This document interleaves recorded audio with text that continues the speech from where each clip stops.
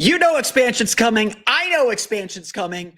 So let's think about it a little bit. The exercise that we do at this time of year. It's mock expansion draft. Why Goga Bitadze is the equation today on Locked On Magic.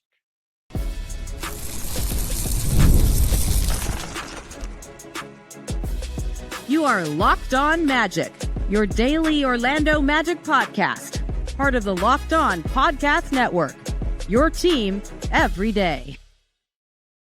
And you are indeed Locked On Magic. Today is September 4th, 2025. It will be September 5th, 2025. My name is Philip Rossman-Reich. I'm the senior writer over at OrlandoMagicDaily.com, credentialed member of the Orlando Magic media since the 2012 season. On today's episode of Locked On Magic, we're going to do the exercise because it is that time of year, and I think it's a good exercise to do. We're going to do a mock expansion draft. Who are the 8 players the Orlando Magic would protect in an expansion draft, and what that says about their priorities and what matters right now for this team? There's actually some debate. It's a good thing there's no expansion draft this summer because I think the Magic would have had some very difficult choices. We'll get to that. Plus, part of that, why Goga Bitadze is in the crosshairs this season, what he showed in the loss against Bosnia and Herzegovina, that should still give pause. And we'll talk a little bit about what's coming up in the EuroBasket knockout rounds now that group play is finally over. We're going to get to all that coming up here in just a moment. First, we want to thank you again for making Locked On Magic part of your day every day. No matter when you listen to us, whether it's first thing in the morning, whether it's right when we upload, we truly appreciate you making Locked On Magic part of your day every day. Make us part of your day every day and become one of our Orlando Magic Dailies, our 5-day-a-week listeners, our everydayers. We truly appreciate you making Locked On Magic part of your day every day. The Locked On Podcast Network, it's your team every day. Today's episode of Locked On Magic is brought to you by FanDuel. Football season is here. And right now, new customers can bet just $5. And if your bet wins, you'll get $300 in bonus bets. Download the FanDuel app or go to FanDuel.com to get started. Expansion is coming to the NBA. I don't think there's any way around it. There's enough buzz and enough talk about it that now that the new TV deal is done, they'll let some money come in. And I think we will see the league expand here in the next 4 or 5 years. Talks have cooled a little bit. I do want to acknowledge that. The talks have cooled, and it does seem like there's a little bit of a pause. It's not as sure things as it might have been a few years ago, but it does feel like this is something that's going to inevitably hit the league. There is just so much basketball talent out there. There are markets that deserve basketball that don't have it. It's going to happen. I'm not here. This is all just a premise to get to this talking point. I'm not here to talk about the pros and cons of expansion, where that should go. The Magic are safe. They're staying in Orlando for a while now. And new ownership is the ownership transition plan is very much proof of that. I'm not here to talk about that. I am here to use this as a premise, as a jumping off point to look at a different way of thinking about the Magic's roster. When an expansion team comes in, we haven't had an expansion team since 2003, 2004. When an expansion team comes in, they get to pick players off of the other team's rosters. The Magic did this in 1989. And so there is a process, or there is each team is allowed to protect 8 players. And so, again, we're not here to talk specifically about expansion or talk like kind of into the nuts and bolts. But I think especially at this time of year, the dead part of the season, of the offseason, it is good to think a little bit about and go through the exercise. Who are the 8 players the Magic would protect in a mock expansion draft? Now, there are obvious ones. We don't need to go deep into Paolo Banchero, Desmond Bane, Jalen Suggs, and Franz Wagner. Those 4 guys not going anywhere. The Magic are going to protect them, hold on to them. Those are the core players. Those are the guys you fight tooth and nail. They're going to make up nearly 90% of the team's salary cap next year. You fight tooth and nail for those kinds of players. You fill in rotation players around them. Not the end of the world. The other guy that they would probably protect is Anthony Black. And we've talked a little bit about Anthony Black and why he's sort of in the crosshairs this season. He's extension eligible next summer. We don't really have a good feel for what he is. There are certainly some bright spots, but consistency is a major issue. This is a big season for Anthony Black. not just because of his contract situation, but just because the Magic are trying to win basketball games, and Anthony Black is a huge swing talent. It is my suspicion, I don't have reporting on this, but it is my suspicion that at the trade deadline last summer, one of the reasons the Magic didn't want to make any moves is they weren't looking to give up short-term assets. They weren't looking to take on a lot of long-term money, and they ended up doing so with Desmond Bane anyway. But the Magic, I think, entered the trade market trying to make things happen and found themselves being asked for Anthony Black for the kind of things that they wanted, and they weren't willing to trade Anthony Black. Right now, I'm going to kind of take that at that word and say, okay, Anthony Black's my number 5 guy that I'm protecting. Now, this is going to affect how you think about the rest of this list. Because the Magic are an apron team. And, we could play the exercise out and say, well, expansion teams have only 75% of the salary cap, so they can't take on big money.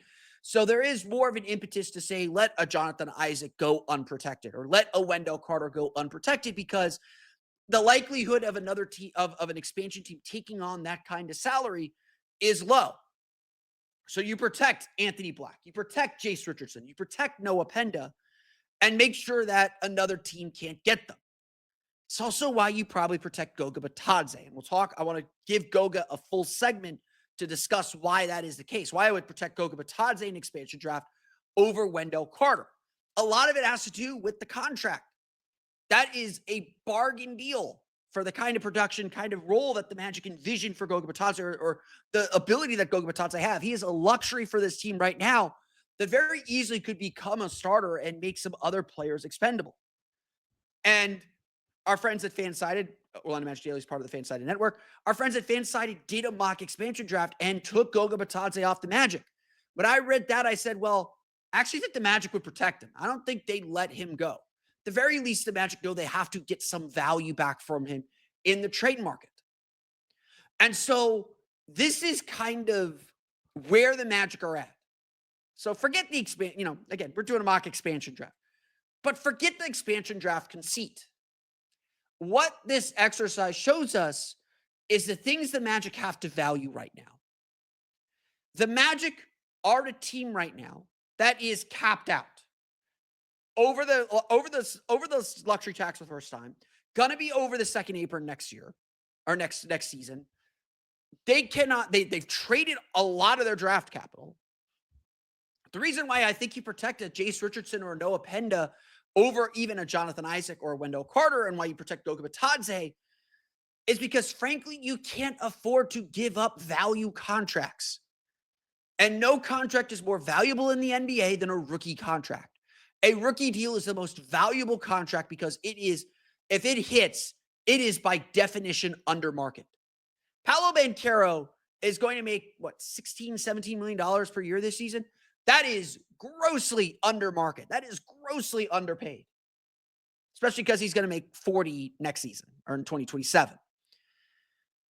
For the Magic to be the team that they want to be, for the Magic to continue to be a contending team, they got to do what Oklahoma City's done. Oklahoma City's not completely capped out yet, but they keep supplementing their roster with draft picks. The decision that Denver had to make with Kentavious Caldwell-Pope, they felt comfortable making because they had Christian Brown. And Brown delivered for them last year, maybe in a different way than KCP did. But he delivered for them. Christian Brown is incredibly important to that team. And the Magic got to find their guys. And one of the things that's going to have to happen is they're going to have to hit on draft picks. And they're going to have to hit on late draft picks. They need Tristan da Silva to give them something, because he is a cheap contract who is good at a role and is never going to command $20 million. That's what the Magic need. And so what I want to say about this exercise, and why, again, the 8 players that I would protect: Paolo, Franz, Bane, Suggs, Anthony Black, Goga Bitadze, Jace Richardson, Noah Penda. The reason why I protect those guys over Wendell Carter, over Jonathan Isaac, even over, Tristan da Silva is kind of the odd man out there. The reason why I protect those guys is because they're cheap. And the Magic need cheap right now as they begin to align their contracts. they're going to be a second apron team. And while the Magic seem very willing to pay that second apron right now and all those tax penalties, they slip up a little bit, they're going to try and dip under the tax. They're going to have to cut some players. They're going to have to cut some salary. They're going to have to make some difficult decisions. Paolo's not getting cut. Franz isn't getting cut. I would argue Desmond Bane and Jalen Suggs aren't getting cut, but we've had this discussion that Jalen Suggs might be a cap casualty at some point in the near future. Certainly Wendell Carter feels like one. Jonathan Isaac feels like one. The Magic right now have to value and have to make the most out of these lower contract figures. It may not be important this year. This year, the Magic are under the first apron. They'll be over the tax, but they're under the first apron. They're not facing the stiffest financial penalties. But that's going to change very, very quickly and very, very soon. And that's why we have a lot of attention on Goga Bitadze. Goga Bitadze is at a crossroads. Why he might be the most important secondary story on the Magic's roster. We'll talk about him coming up here in just a moment. But first, today's episode of Locked On Magic is brought to you by our friends over at FanDuel. The NFL season is here. It is going on as I'm recording this podcast, and FanDuel is making sure you're ready for kickoff with a can't-miss offer. Right now, new customers can bet just $5, and if your bet wins, you'll get $300 in bonus bets to use across the app. It makes games so much more exciting when you have a little skin in it, whether you're watching your team or just keeping an eye on your fantasy lineup. It's quick, easy, and the best way to add a little bit more energy to your game days. So, are you ready to play? Download the FanDuel app now by visiting FanDuel.com to get started. That's FanDuel.com to place your first $5 bet and get the chance to get $300 in bonus bets across the app if your bet wins. Again, that's FanDuel.com to place your first $5 bet.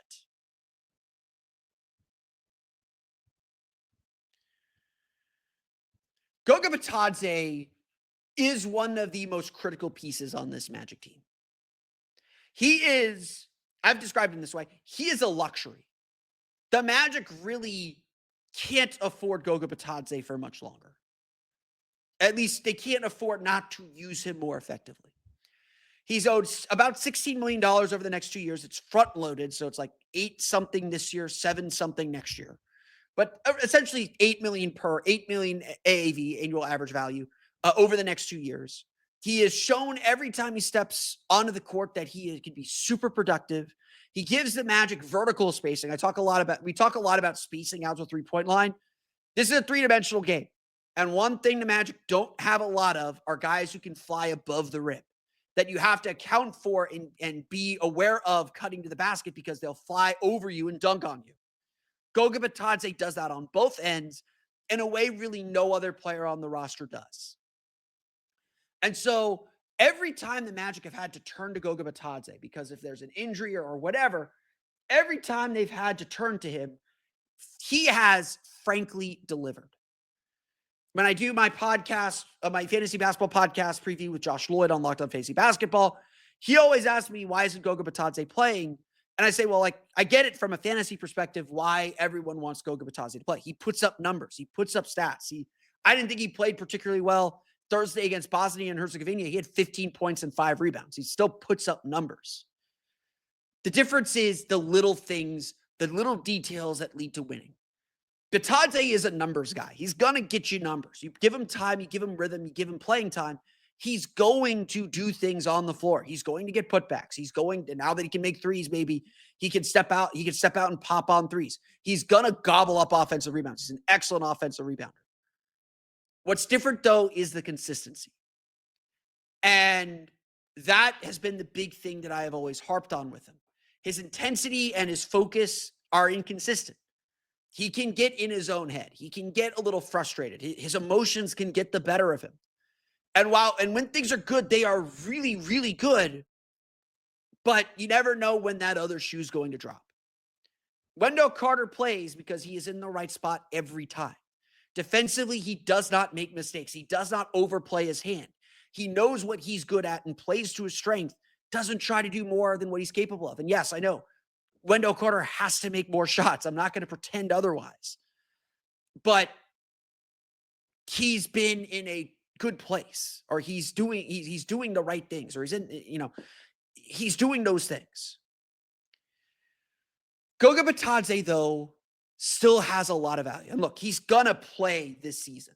He's gonna play at least until Mo Wagner's healthy again. And it's on Goga Bitadze to make a push to say, hey, you can't take me out of the rotation.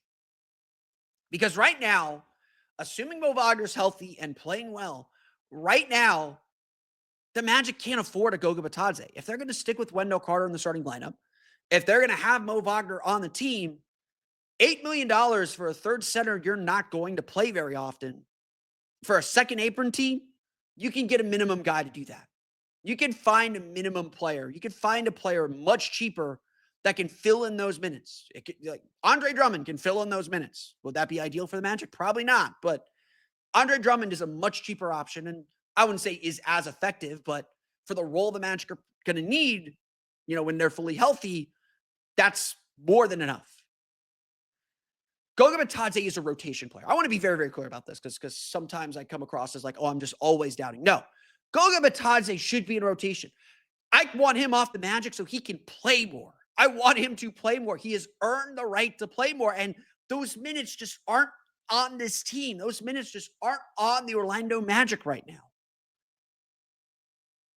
And so the Magic have a luxury where they have 3 rotation level centers that they got to sort out and figure out how to play. And one of the solutions might very well be, no, Goga Bitadze and Wendell Carter are going to play together. And the Magic absolutely should be testing those lineups out throughout the season, because when you play the Cleveland Cavaliers, that might be a lineup you need to go to. When you play the New York Knicks, they might play Karl Anthony Towns and Mitchell Robinson together. You need to have that lineup ready to go. You need to be comfortable enough with that lineup to play that group. So he is a luxury, but could become a necessity very, very quickly. And again, Jonathan Isaac's in that mix too. Like there's ways that Magic can prepare for those kinds of lineups. And so the goal for Goga Bitadze is consistency. It's also why the Magic can't let him go. Right now, Mo Wagner's dealing with his injury. They need Goga Bitadze. Bitadze's going to be in the opening night rotation. Wendell Carter played a career-high games last year. Still just 67. That means there's 15 games you got to account for that you're going to need a Goga Bitadze for. And at the end of the day, if Goga Bitadze can show that he is a better offensive player, they can give you a little bit more on offense. If he shows that he can be more consistent on defense, he is a very, very capable player. And that's why, again, the Magic can't let him go. If the Magic can find, again, y'all know I am a Wendell Carter defender, and I think Wendell Carter is a lot better than people give him credit for. But if the Magic can find a taker for Wendell Carter to reduce their payroll, maybe not this year, but next year, and roll with Goga Bitadze and maybe bring him back at 15 instead of 18 or 19 or 20, those, the way that the second apron works, the way the salary cap works, the way the tax penalties work, saving that $5 million is like exponential. And so, yeah, like when we get to the trade deadline, we're going to talk money. We're going to talk about how much money the Magic are saving or what the Magic are doing that affects their tax bill, because that's the reality the Magic are in right now. And that's why there are questions about Goga Bitadze and his future on this team. That's why we have to wonder how he fits into this equation and whether the Magic can afford to keep fitting him into that equation. And that all leads us to, this is a big season. Bitadze struggled at the end of last season. There is no way around it. After he suffered a January concussion, not only did his minutes decrease, but it was also because he just wasn't producing. He went from about 24 minutes per game to 16.1 minutes per game. But he averaged only 4.6 points and 4.9 rebounds per game. His per 36-minute numbers, which, take per 36-minute numbers for what you want, but this is the point I'm trying to make. Before the injury, he averaged 14 points and 12 rebounds per 36 minutes. Really good numbers, especially for backup big. After the injury, it was down to 10.4 and 11.1. Not a huge drop-off, but very clearly the Magic lost some trust in him. And so right now, Bitadze has to regain some of that trust. And look, he's looked good for Georgia. We're going to talk a little about them coming up here in a minute. He's got to regain that trust and rebuild himself to be the player that is going to make the Magic make some really hard decisions. Really hard decisions are coming regardless. That's just the reality of the league. But Goga Bitadze is very much in the crosshairs when we get there. We are at the end of group play in EuroBasket. Both Germany and Georgia have made it through. The chances of them meeting in the semifinals, we'll get to that coming up here in just a moment.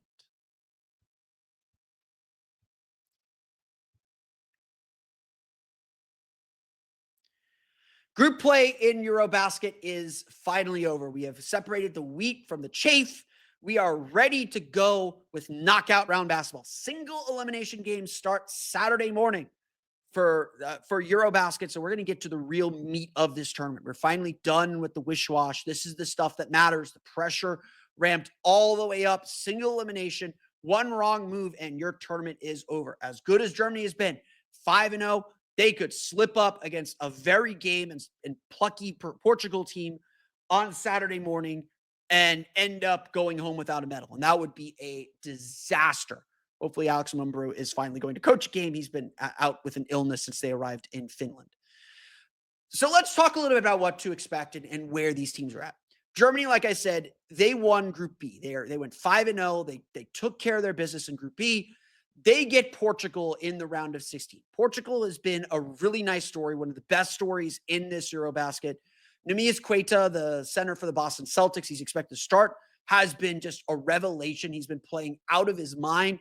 Portugal, I believe this is their first time advancing to the knockout rounds, their first time in a very long time advancing to the knockout rounds. They're a team that's very happy to be there. Germany is playing really, really well. Like, I cannot stress enough how well that Germany is playing. They're really tied together. They're really in sync. They're really confident. Germany, frankly, looks like the best team in the tournament. I want to give Turkey their love. I want to give Serbia their love. There have been some really strong teams throughout this tournament. Finland played really well in this tournament as well, and Germany stomped them by 40. Lithuania is a pretty good team. I know Jacobaitis it was knocked out of the tournament. They stomped Lithuania. They stomped these teams. Germany, I think, should be considered. Germany and Turkey are the top two seeds in this tournament remaining.